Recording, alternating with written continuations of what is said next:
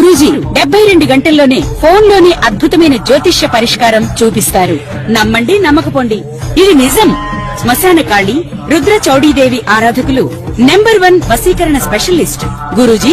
మనిషి పుట్టుక నుండి చనిపోయే వరకు వచ్చే అన్ని క్లిష్టమైన సమస్యలకు పరిష్కారం ఇక్కడ లభిస్తుంది. విద్య, ఉద్యోగం, వ్యవహారం, స్త్రీ ప్రేమ, పెళ్లి, సంతానం, స్త్రీ పురుష వశీకరణం, భూవశం, భార్యాభర్తల కలహాలు, కోర్టు సమస్యలు, విడాకుల సమస్యలు, చేతబడి, అప్పుల బాధ, ఇంకా మీకు ఎలాంటి సమస్యలు ఉన్నా 72 గంటల్లోనే శాశ్వత పరిష్కారం చేయబడి. గురు బ్రహ్మ గురుర్విష్ణు గురుర్దేవో మహేశ్వర గురు సాక్షాత్ పరబ్రహ్మ తస్మై శ్రీ గురువే నమః. జ్యోతిషాభిమానులందరికీ నమస్కారం. శ్రీ పరాభవ నామ సంవత్సరం ఉగాది పండుగ శుభాకాంక్షలతో 2026 మార్చి నెల 19వ తారీఖు గురువారం రోజు మనకు తెలుగు సంవత్సరం ప్రారంభమవుతోంది. ఈ తెలుగు సంవత్సరాలు 60 సంవత్సరాలు మనకున్నాయి. ఈ 60 సంవత్సరాలకి కూడా తెలుగు 60 పేర్లు పెట్టడం జరిగింది. ప్రభవ నుంచి అక్షయ వరకు 60 పేర్లు మనకు ఈ తెలుగు సంవత్సరాలకు ఉన్నాయి. ఈ 2026 మార్చి 19వ తారీఖు గురువారం రోజు వస్తున్నటువంటి ఈ తెలుగు సంవత్సరానికి, ఈ ఉగాది పండుగకు శ్రీ పరాభవ నామ సంవత్సరం అని పేరు పెట్టడం జరిగింది. ఈ 60 సంవత్సరాలలో ఈ పరాభవ నామ సంవత్సరం 40వ సంఖ్య. ఇప్పుడు గతంలో శ్రీ విశ్వావసు నామ సంవత్సరం అయిపోయింది కదా గత ఏడాది, దాని సంఖ్య 39. ఇక 2027 ఏప్రిల్ నెల 6వ తారీఖున మరొక ఉగాది పండుగ రాబోతుంది. దీని తర్వాత పరాభవ నామ సంవత్సరం తర్వాత ఆ ఉగాది పండుగ, ఆ సంవత్సరం పేరు శ్రీ ప్లవంగ నామ సంవత్సరం. అది 41వ సంవత్సరం. ఇప్పుడు వస్తున్నటువంటి ఈ మార్చి 19వ తారీఖు వస్తున్నటువంటి ఈ ఉగాది పండుగ, ఈ తెలుగు సంవత్సరం పేరు శ్రీ పరాభవ నామ సంవత్సరం. ఈ పరాభవ నామ సంవత్సరం అన్న పదానికి అర్థం ఏంటంటే పెద్ద ఓటమి, పెద్ద అపజయము అని అర్థం. ఎవరికి అపజయము? ఇద్దరు శత్రువులు ఉన్నారనుకోండి, అందులో ఒకరు ఓటమిని పాలవుతారు. అయితే ఈ సంవత్సరము అందరూ ఓటమి పాలయ్యేటువంటి అవకాశం ఉంటుంది.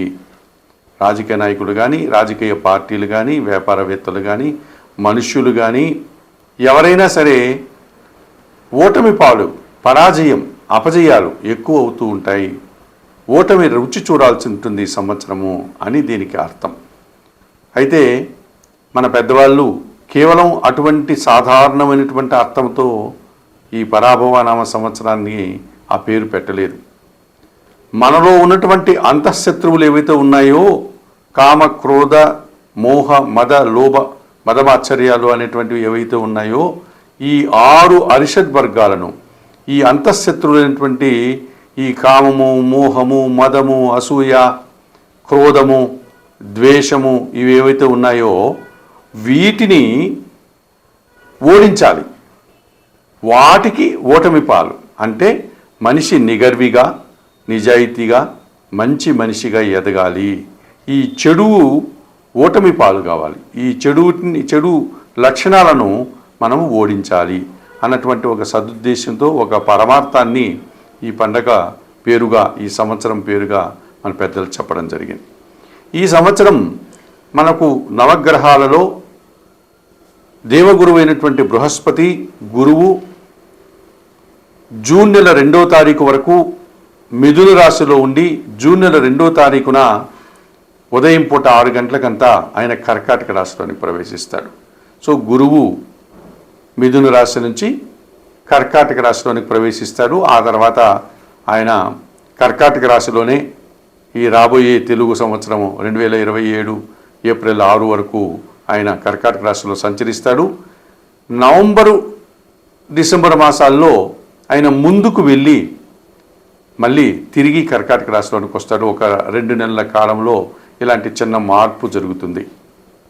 అంతకుమించి గురువు జూన్ వరకు మిథున రాశిలో, జూన్ 2 తర్వాత కర్కాటక రాశిలోనే ప్రధానంగా ఆయన సంచారం ఉంటుంది.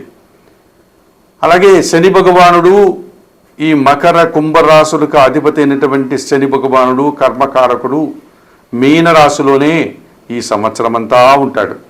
2027 జూన్ వరకు ఆయన మీనరాశిలోనే సంచారం కొనసాగుతుంది. ఆయనలో కొత్తగా మార్పులు ఏమీ కనబడడం లేదు.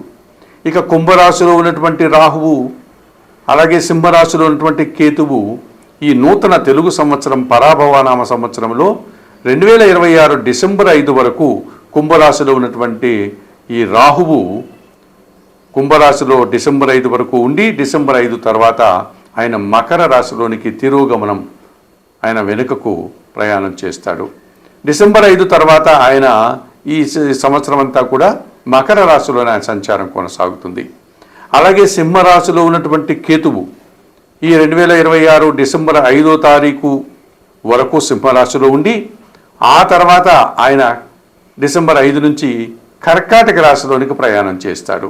ఆయన కూడా తిరోగామిగా వెనుకకు మరలి డిసెంబర్ 5 నుంచి కర్కాటక రాశిలోనే ఆయన సంచారం కొనసాగుతుంది. ఈ రకంగా గురువు మిథున రాశి నుంచి కర్కాటక రాశికి జూన్ 2న మారుతున్నాడు. రాహుకేతువులు ఇద్దరు కూడా డిసెంబర్ 5 తర్వాత రాహు కుంభరాశి నుంచి మకర రాశిలోనికి, కేతువు సింహరాశి నుంచి కర్కాటక రాశిలోనికి వెళ్ళేటువంటి ప్రభావం కనిపిస్తుంది. ఇక ఈ సంవత్సరము వర్షాలు బాగా పడుతాయి, పంటలు బాగా పండుతాయి, మంచి వాతావరణం ఉంటుంది. ఇక మనం 12 రాశుల గురించి మాట్లాడుకునేటప్పుడు ముందుగా మేషరాశి వారు ఎంతవరకు శ్రీ పరాభవ నామ సంవత్సరంలో వృషభ రాశి వారి యొక్క వార్షిక ఫలితాలు అనగా సంవత్సర ఫలితాలు. కృత్తికా నక్షత్రం 2, 3, 4 3 పదాలు, రోహిణీ నక్షత్రం 1, 2, 3, 4 పదాలు, మృగశిర నక్షత్రం 1, 2, 2 పదాలు, మొత్తం 9 నక్షత్ర పాదాలు ఈ వృషభ రాశికి సంబంధించినవి. ఈ పరాభవనామ సంవత్సరంలో వృషభ రాశి వారికి ఆదాయం 5, వ్యయం 14, రాజ్యపూజ్యం 5, అవమానం 4గా చెప్పడం జరిగింది. ఈ వృషభ రాశి వారికి అష్టమ లాభాధిపతి అయినటువంటి గురువు జూన్ 2వ తారీఖు వరకు కూడా ద్వితీయంలో మిథున రాశిలో అనుకూలంగా సంచరిస్తున్నాడు. మీ మాటకు విలువ పెరుగుతుంది, స్థిరాస్తుల నుంచి ఆదాయం పెరుగుతుంది, కుటుంబ సౌఖ్యాన్ని అందుకుంటారు. అనుకోకుండా నూతన అవకాశాలు, విద్యార్థులకు మంచి ఫలితాలు, వృత్తి ఉద్యోగ వ్యాపారాల్లో అభివృద్ధిని పొందగలుగుతారు. ఇక భాగ్య దశమాధిపతి అయినటువంటి శని భగవానుడు ఈ సంవత్సరం అంతా లాభములో మీనరాశిలోనే సంచరిస్తూ 100% సుఫలితాలను ఇస్తున్నారు. తండ్రి ఆరోగ్యం విషయంలో శుభవార్తలు అందుకుంటారు, వృత్తి ఉద్యోగ వ్యాపారంలో రాణిస్తారు, పనివారి సహకారం వల్ల ఇంటా బయట చాలా పనులు పూర్తి చేస్తారు. వ్యవసాయ రంగంలో కూడా మంచి ఫలితాలను అందుకుంటారు. వృత్తి ఉద్యోగ వ్యాపారంలో కూడా అభివృద్ధిని, ఆనందాన్ని పొందగలుగుతారు వృషభ రాశి వారు. శని ఈ రకంగా వీరికి లాభభావంలో ఈ సంవత్సరం అంతా అనుకూలంగా సంచరిస్తుండగా జూన్ నెల 2 వరకు గురువు అనుకూలంగా సంచరిస్తున్నాడు. జూన్ 2 తర్వాత గురువు కాస్త ప్రతికూలంగా మారేటువంటి వాతావరణం ఉంటుంది. ఇక దశమ భావంలో రాహువు సంచరిస్తున్నాడు. డిసెంబర్ 5 వరకు కూడా వృత్తి ఉద్యోగ వ్యాపారాల్లో అధికారుల అండదండలు బాగా ఉంటుంది. విదేశీ వ్యవహారాలు అనుకూలంగా ఉంటాయి. నూతన ఉద్యోగాలు కానీ నూతన వ్యాపారాలు కానీ మీకు లాభదాయకంగా ముందుకు సాగుతాయి. 2026 డిసెంబర్ 5 వరకు కూడా కేతువు తృతీయ భావంలో సంచరిస్తాడు. అంతవరకు చతుర్థ భావంలో సంచరిస్తాడు. డిసెంబర్ 5 వరకు చతుర్థంలో సింహరాశిలో సంచరించే సమయంలో కుటుంబపరమైనటువంటి అశాంతి, నిరాశను ఎదుర్కొంటారు వృషభ రాశి వారు. డిసెంబర్ 5 తర్వాత కర్కాటక రాశిలోని కేతువు రావడం వల్ల తృతీయ భావంతో మంచి ఫలితాలు పొందడానికి అవకాశం ఉంది. ఇక వృషభ రాశి వారికి జన్మరాశ్యాధిపతి అయినటువంటి శుక్రుడు, అలాగే షష్టమాధిపతి అయినటువంటి శుక్రుడు అనగా వృషభ తులా రాశులకు అధిపతి అయినటువంటి ఈ శుక్రుడు వీరికి మంచి ఫలితాలను అందిస్తున్నాడు.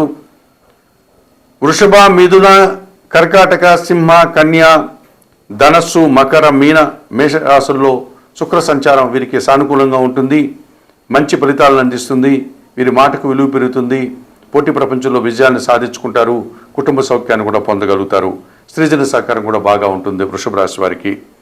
ఇక చతుర్థాధిపతి అయినటువంటి సూర్య భగవానుడు, సప్తమ వ్యయాధిపతి అయినటువంటి కుజుడు కూడా వీరికి కొద్దిగా మంచి ఫలితాలను ఇచ్చేటువంటి వాతావరణం కనిపిస్తుంది. 2026 జూన్ 2 వరకు గురువు అనుకూలించి ఆ తర్వాత ప్రతికూలిస్తున్నాడు కనుక తప్పనిసరిగా వీరు దత్తాత్రేయ స్వామి వారి దర్శనం చేసుకొని గురువులకు శనగలు దానం చేయడం వల్ల మరింతగా మంచి ఫలితాలు పొందగలుగుతారు. డిసెంబర్ 5 వరకు చతుర్థంలో కేతు సంచారం ఉంది కనుక నిత్య గణపతి ఆరాధన చేసుకోండి. అలాగే డిసెంబర్ 5 వరకు దశమిలో రాహు సంచరిస్తున్నాడు. డిసెంబర్ 5 తర్వాత రాహు భాగ్యంలోనికి వెళ్ళడం వల్ల తండ్రి ఆరోగ్యం విషయంలో జాగ్రత్తలు తీసుకోవాలి. కనకదుర్గాదేవిని దర్శించడం వల్ల ఈ వృషభ రాశి వారు మరింతగా మంచి ఫలితాలను పొందగలరు.